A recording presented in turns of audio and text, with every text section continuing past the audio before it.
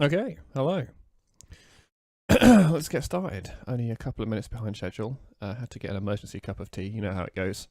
British stereotypes to live up to. So the plan for today is pretty simple. Let me just check everything's working. Sorry, I'm new to this. Yep, that seems fine. Okay, so the plan for today is to run through the demo we took out to both GDC and Eurogamer, the EGX Rezzed thing. I think to start with, what we'll do is just basically run through it, pretty much normally, making a few comments here and there, and then I'll drill down into it in the actual editor and pick up on anything that I think is interesting.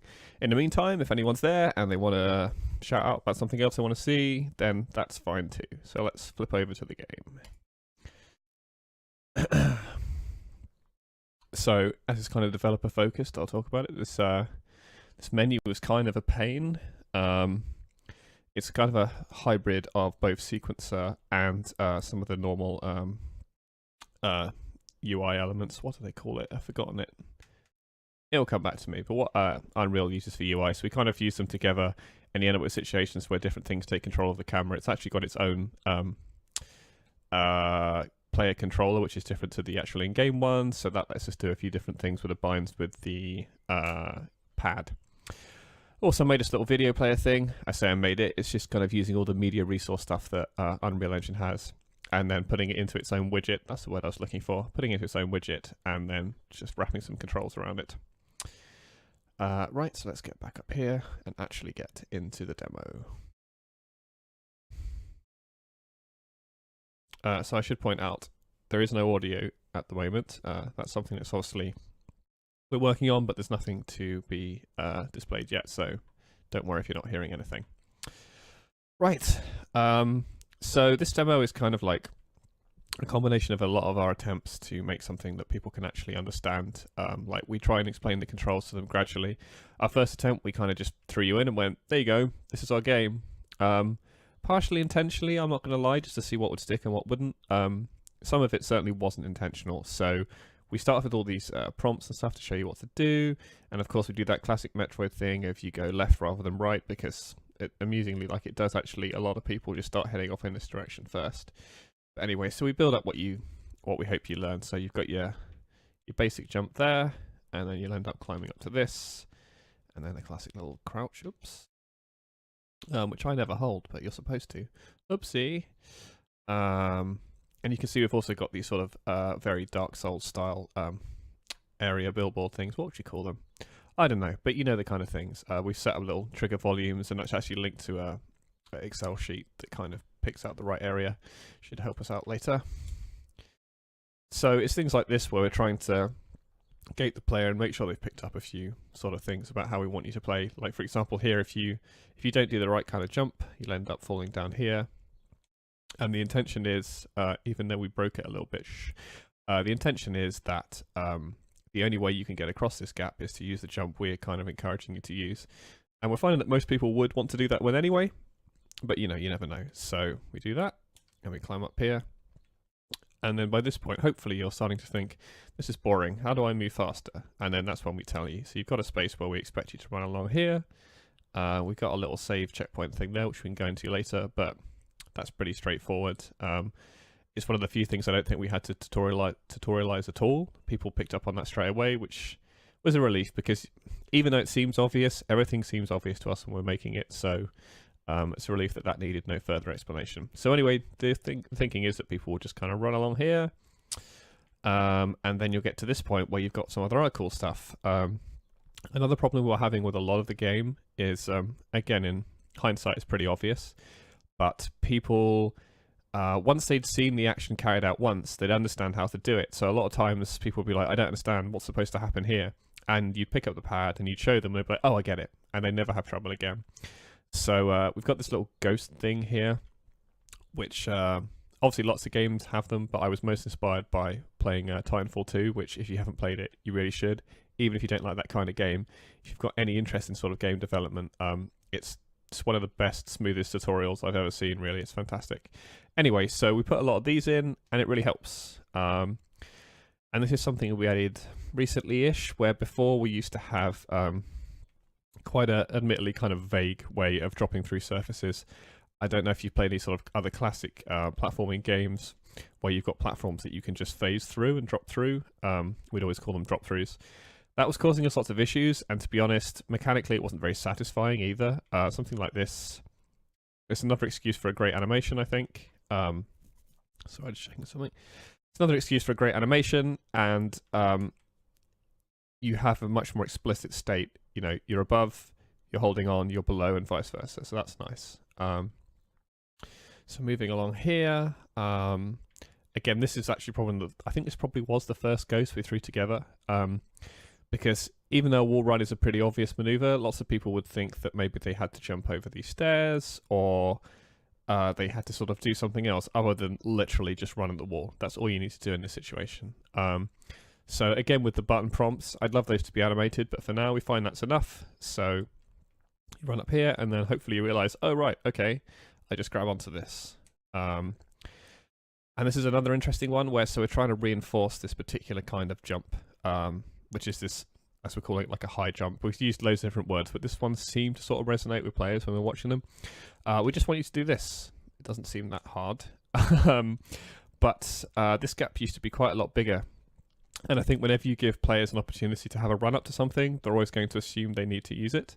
So you'd have a lot of people just running and diving off the edge there. So making it smaller actually made a big difference.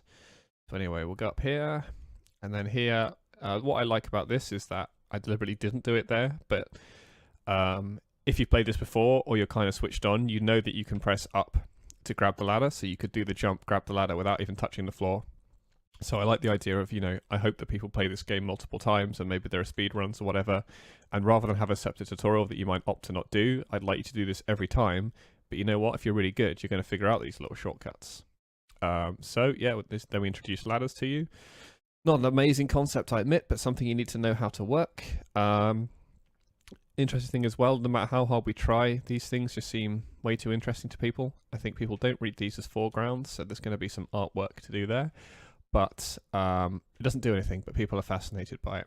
So anyway, the expectation is that you keep running this way, because once people find the run button, it's kind of hard for them to let go. That's something we need to work on.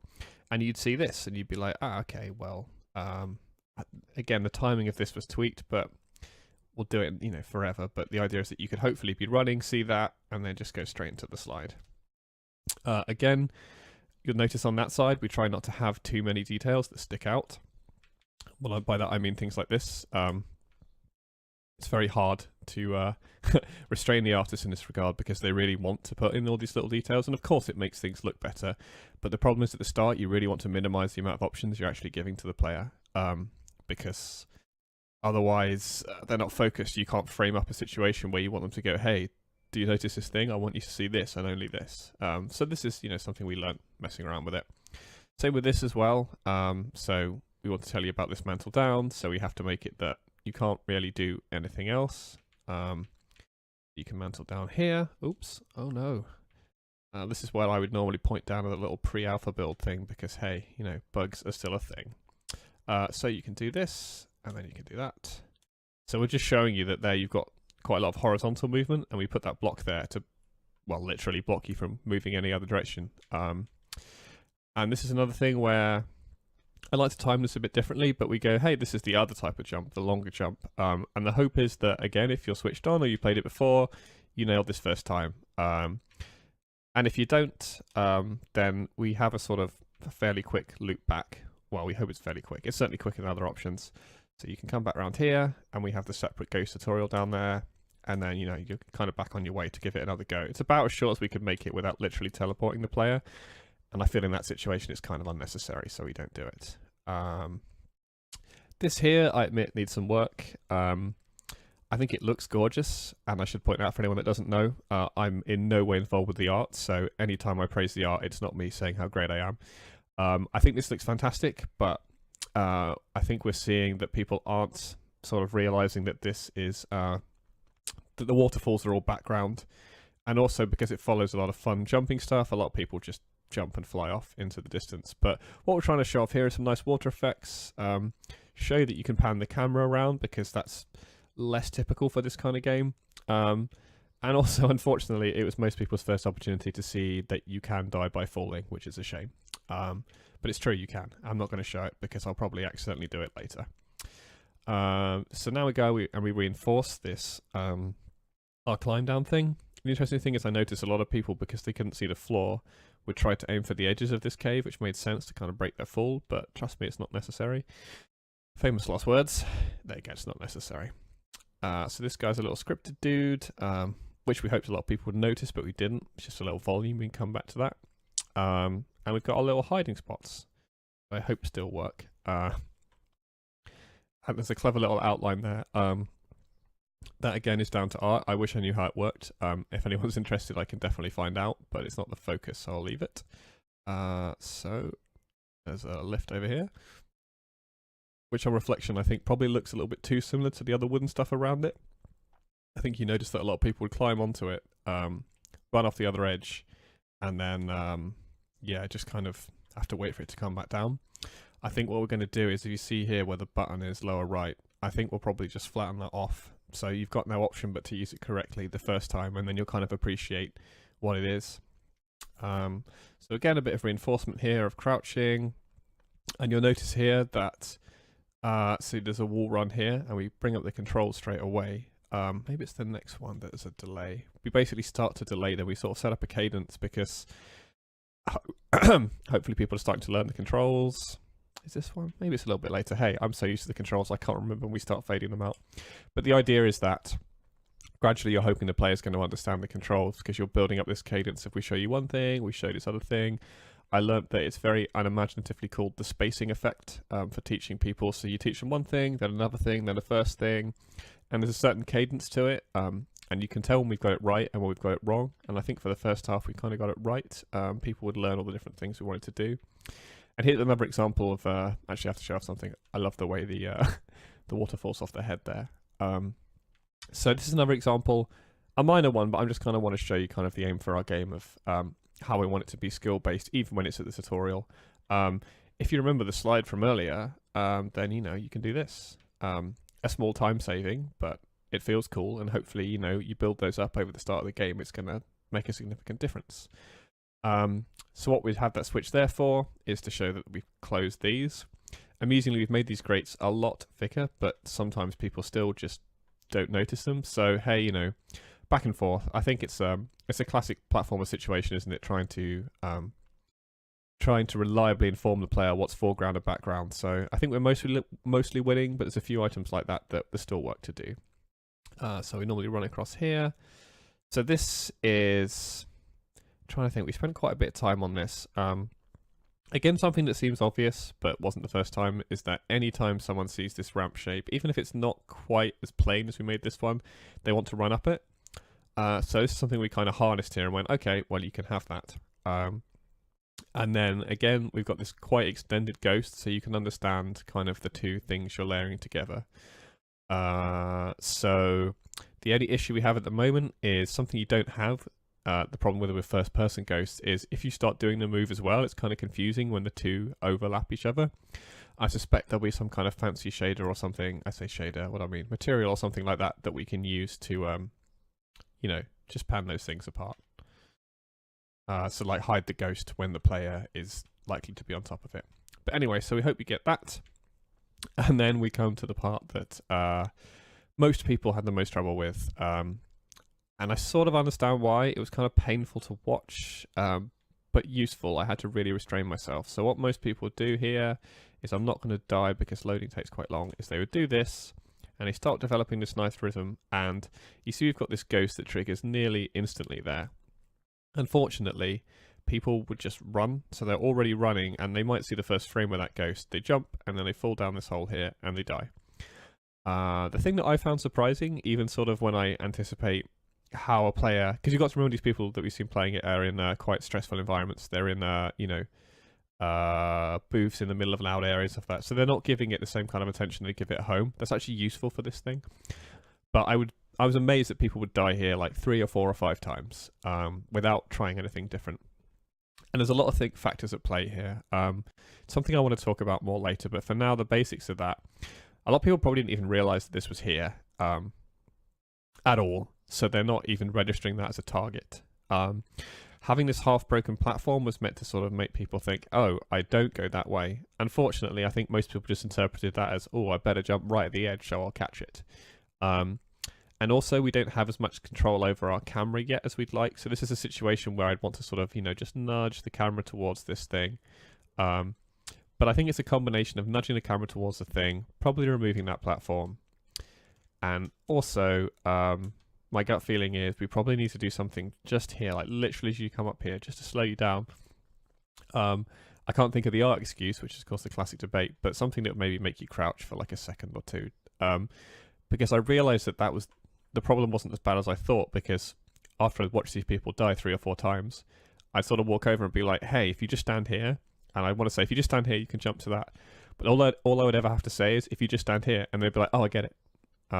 So we just got to slow them down a little bit there. But anyway, blah, blah, blah. So this is our pole swing, which is quite popular. I think it looks cool. It needs some work in terms of like how it feels to control, make it a bit more flowing, but it works. So again, using the sort of spacing, we're combining these 2 moves, and we make you repeat it enough times that hopefully kind of get a feel for it. We have this button, shut the grate. 2 things we want to do there. One is reinforce the fact that, hey, these switches do things and these grates do things as well, but also a kind of obvious one. If you fell down there from here, it would suck. It feels bad. So we try and discourage that.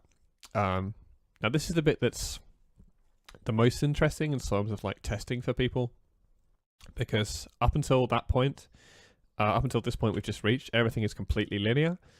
That's obviously intentional, because I want to make sure that certain things are being taught, and I want to see how people react to certain things when they follow other things. Again, when I'm talking about all that spacing and the cadence, obviously, oh no, haha, I forgot we added the time limit to the demo.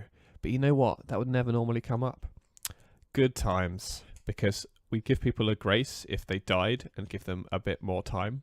And because I'm such an expert, I never die in this game. So,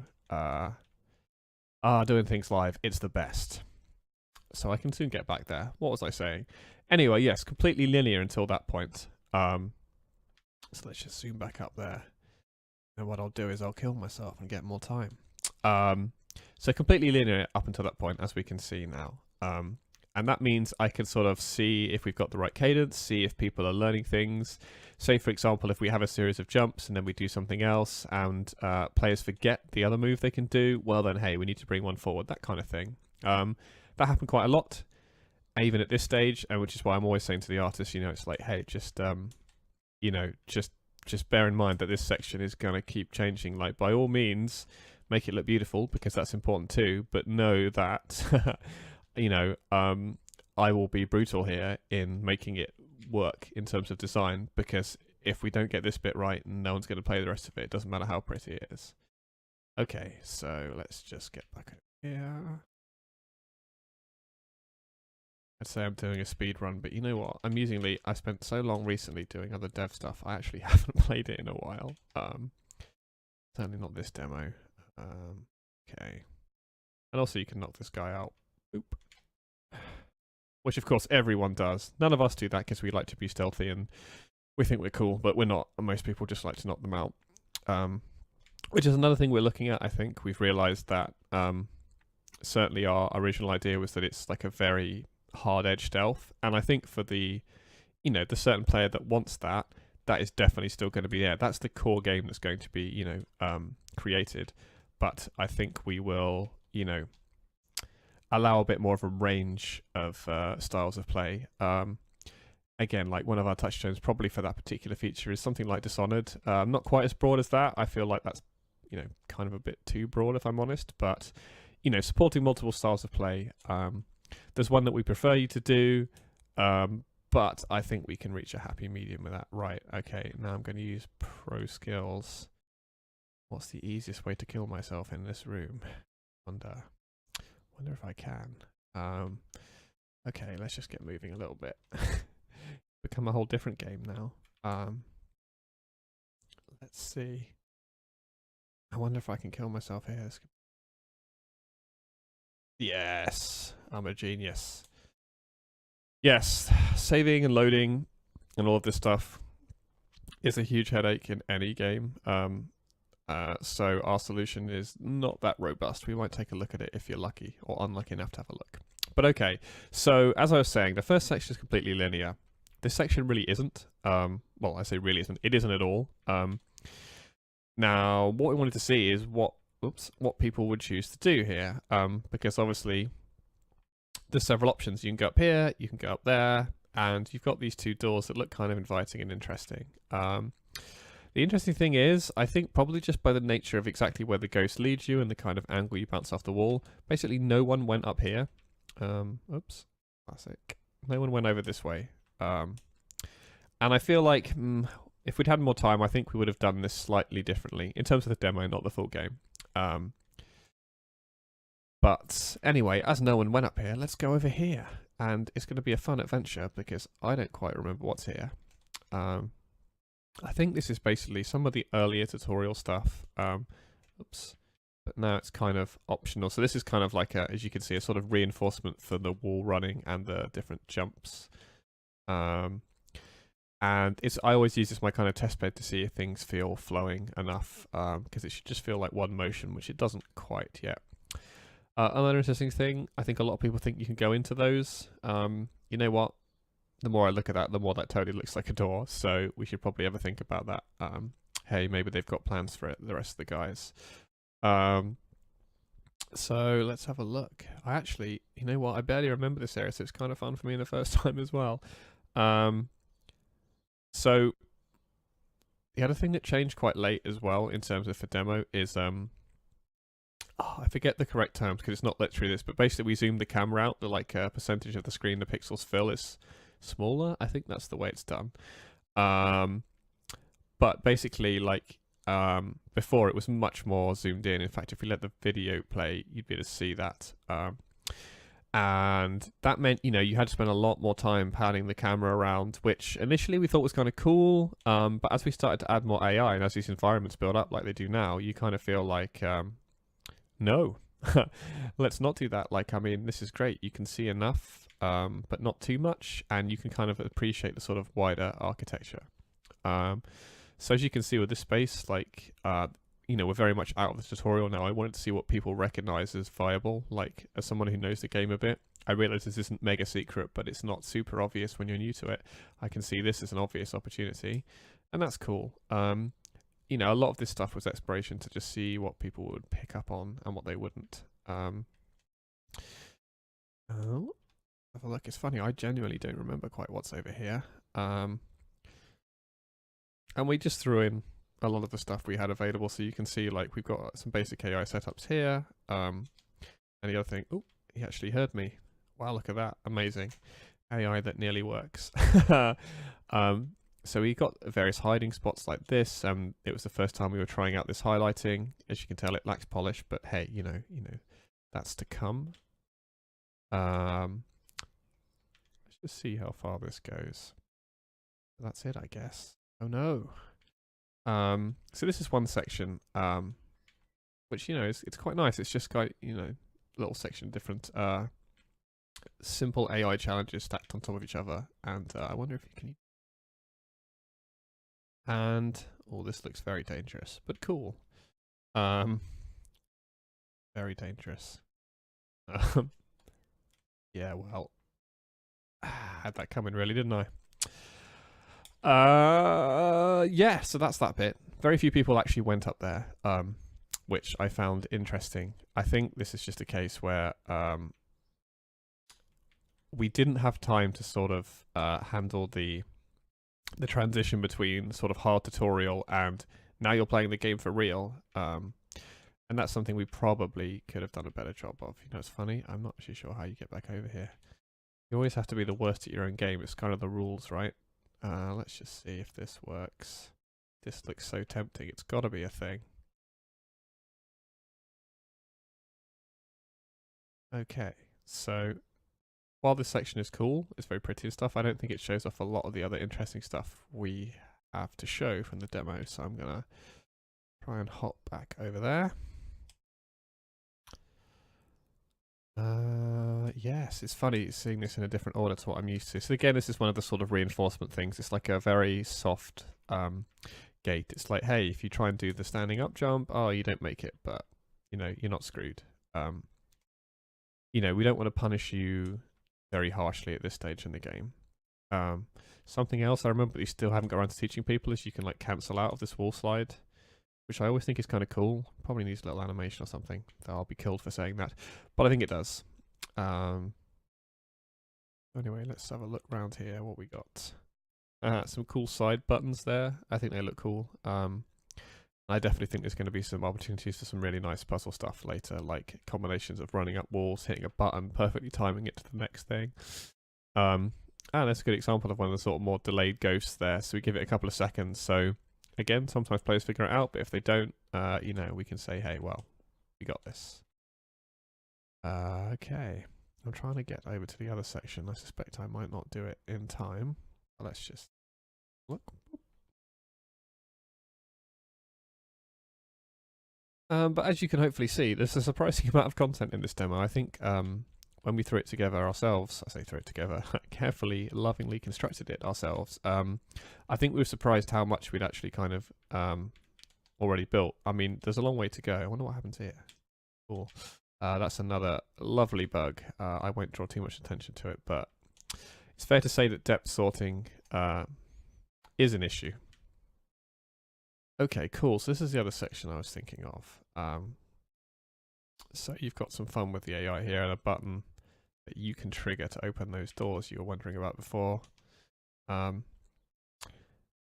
so you can trigger these little doors and stuff like that. So in my opinion, for this stage of the game, this is probably a bit too much, but it was useful at this stage as a non-release product to see what people made of it. And stuff like video game logic takes over pretty quickly. For example, I don't think anyone was concerned that the AI don't press those buttons when they use them, even though, you know, that makes no sense, but nothing in video games makes sense. That's why they're fun. So another nice little thing I think as well is this little wall jump thing is something we use a lot. You could technically do it even without that little bottom piece on, but we added that little bottom piece to tell people, hey, like, you can definitely make this, you know, you'll connect with it more firmly. And this is the first time that it was required, so we had the ghost to show you how to use it. Right, let's see how far I get before the time limit kicks in again.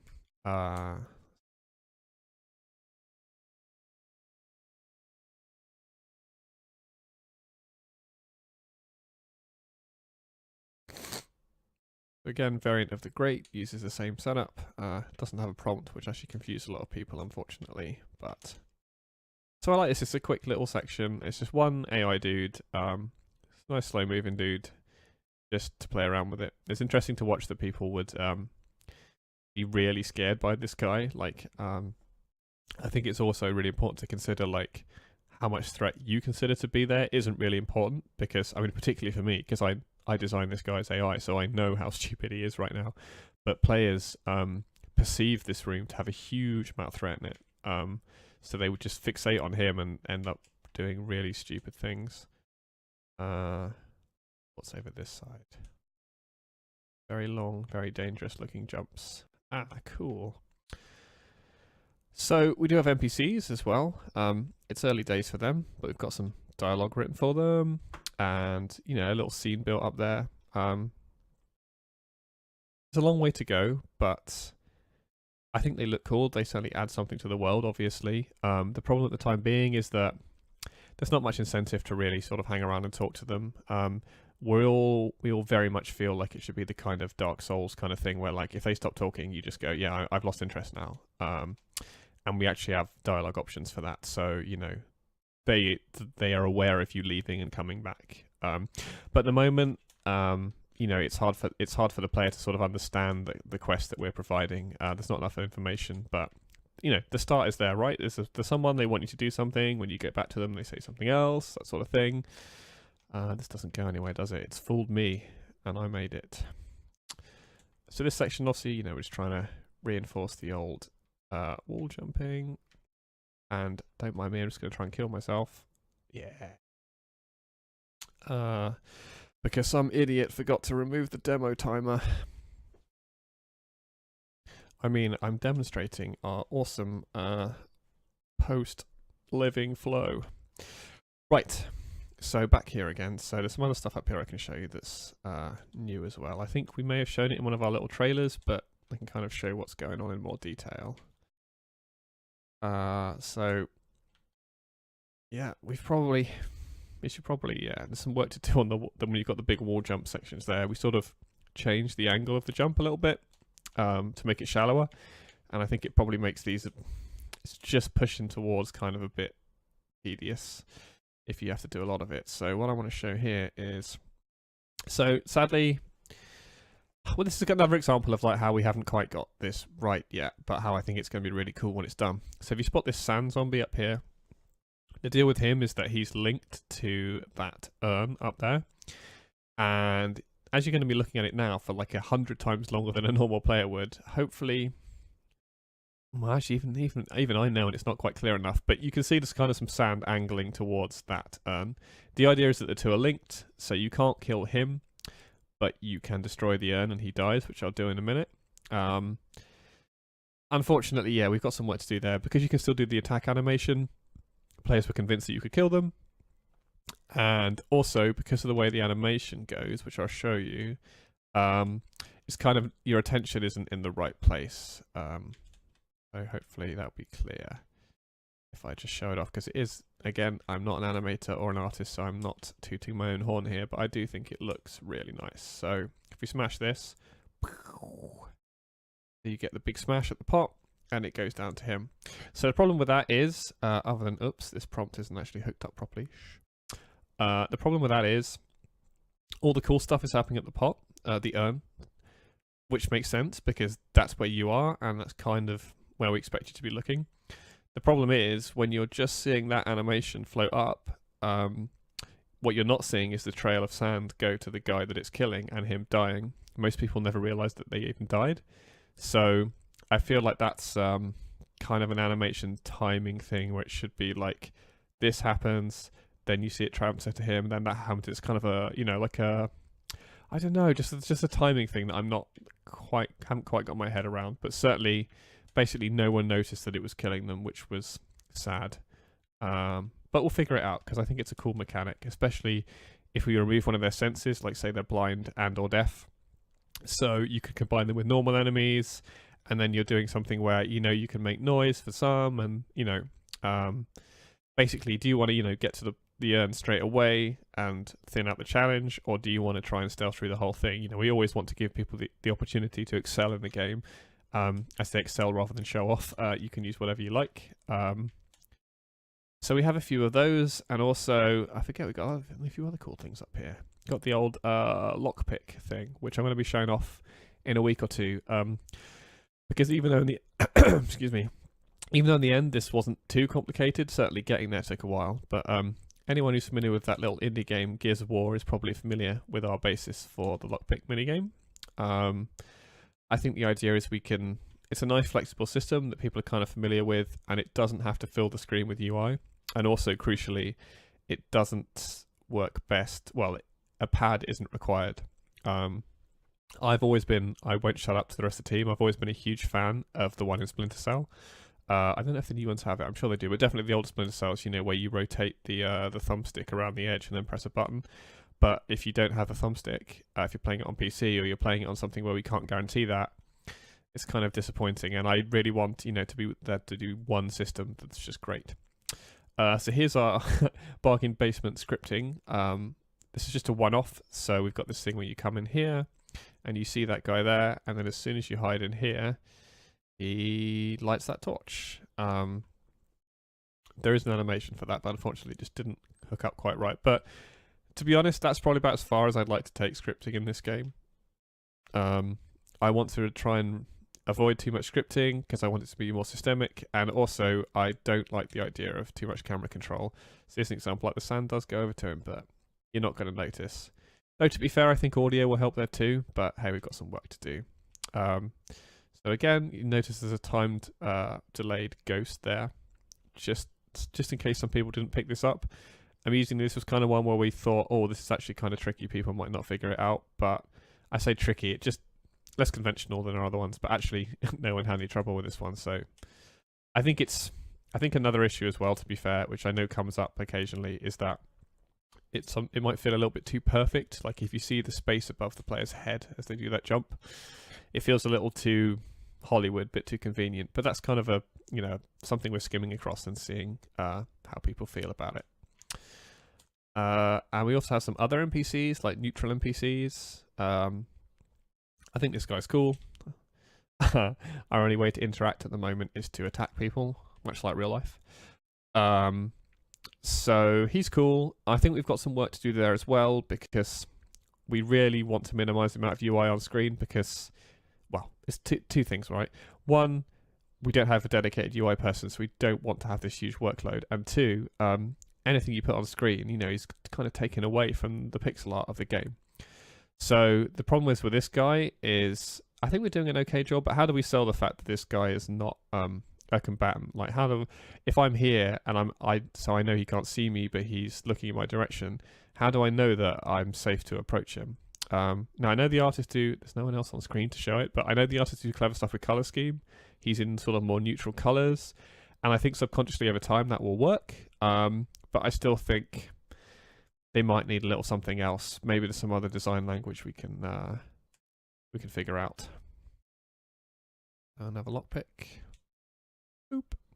We kept them really easy for the demo, and I have discovered to my dismay that actually if you hammer the button you can still break them and force your way through, but maybe that's an intentional feature of locks, who knows. So I wonder if I can I bet you I can't. This is fascinating. This one has always been difficult for me, and I see lots of other people. It must just be, don't know, the mysteries of the player controller. So this area, is it obvious? Is it obvious this used to go somewhere? Maybe it is. I don't know. It used to go somewhere, but it doesn't now. So I think there's only one other thing I can really show off here. And looking at, oh yeah, you can open this now. And looking at how much time I've actually got left, what I'll probably do is I was planning to show a lot of this in the editor. That's cool. I didn't even know you could do that, genuinely. You've got just enough air control. So what I'll probably do is just show the few more features in this, and then I think another time I'll actually hop into the editor and kind of show how a lot of it was put together. Because while some of it is kind of, you know, relatively bread and butter Unreal stuff that I'd expect most sort of even newer developers to realize, a lot of this stuff was kind of like hard fought, you know, little documentation. You know, I'd love to say it was sort of, you know, expert. It was more degree of expertise and then a lot of trial and error to figure things out. Particularly, damn that bug. Particularly, a lot of the widget stuff, a lot of that UI stuff was a lot of trial and error. And while we're not using too much, I think we're using, you know, enough that I think it's worth talking about. Like, for example, the lockpick. That's almost, while we don't have the literal logic for controlling. Oh, look, she's gone. She's moved on. There you go. I should point out that's not a bug. That is genuinely what's supposed to happen. So I might just kill myself again. This looks like a long way. Can I survive? No. So yeah, a lockpick, while the actual sort of the logic for it is kept outside the widget, there's a lot of overlap between the UI element and the stuff behind it. Like the widget itself is reporting the positions, and you know, rather than, we could do everything sort of in a normal blueprint and then just have the widget reflect that, but actually it kind of made sense to use the play and stop and other controls from the widget and then just pull data out of it. But anyway, I'm getting ahead of myself. That is for another time. So actually, you know what? I got a couple of minutes left, and I think that's kind of everything that is in there that's completely fresh. I can just jump in and show you a tiny bit of kind of what it looks like in the editor. But as I said, I think we'll save that for another time because, hey, in a good way, that first bit actually took longer than I thought. So everyone's always like, how do you put your levels together? Well, here's our demo level. The main meat of it is, oh yeah, another thing to remember is we're actually using like the streaming and persistent levels. So I think all of this is locked and I'm going to get told off by unlocking them. So the bread and butter are these tile maps, and I think I should be able to.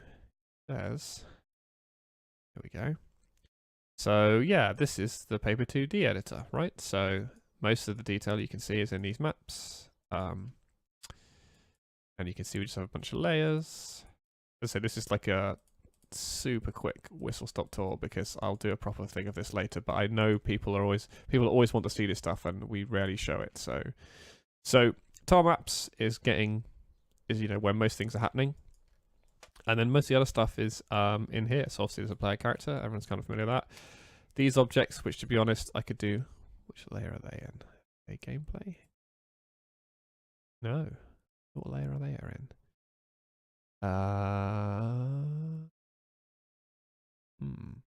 Well, I'm going to do the lazy option, just unlock everything. Don't tell anyone.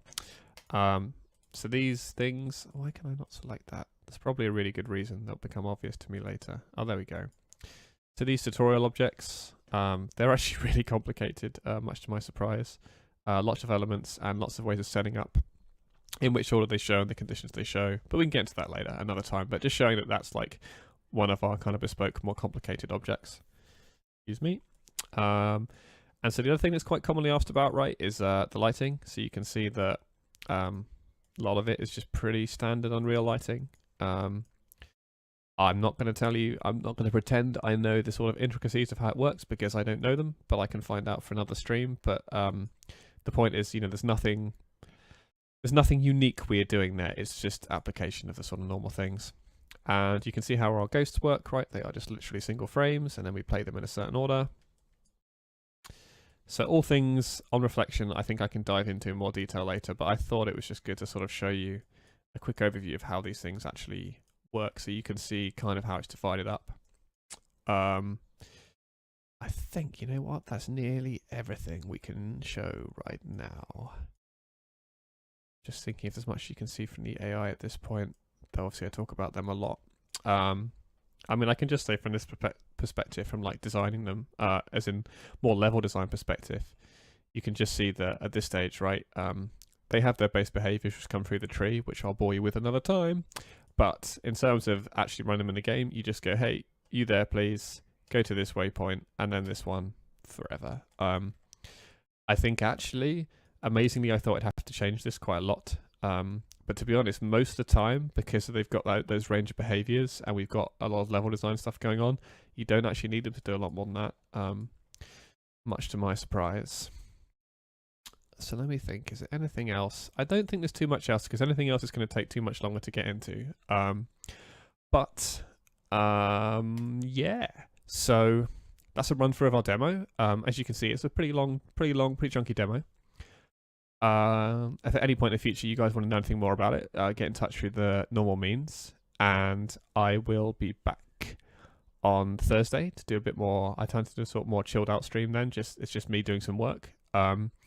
And then next week I'll be back same time. I believe my plan was to sort of really delve into the lockpick, and I think I will. But also I think some of this other stuff I'd probably show off as well because, hey, you know what? I haven't learned how much time it takes to do things yet. But anyway, hope that's kind of interesting.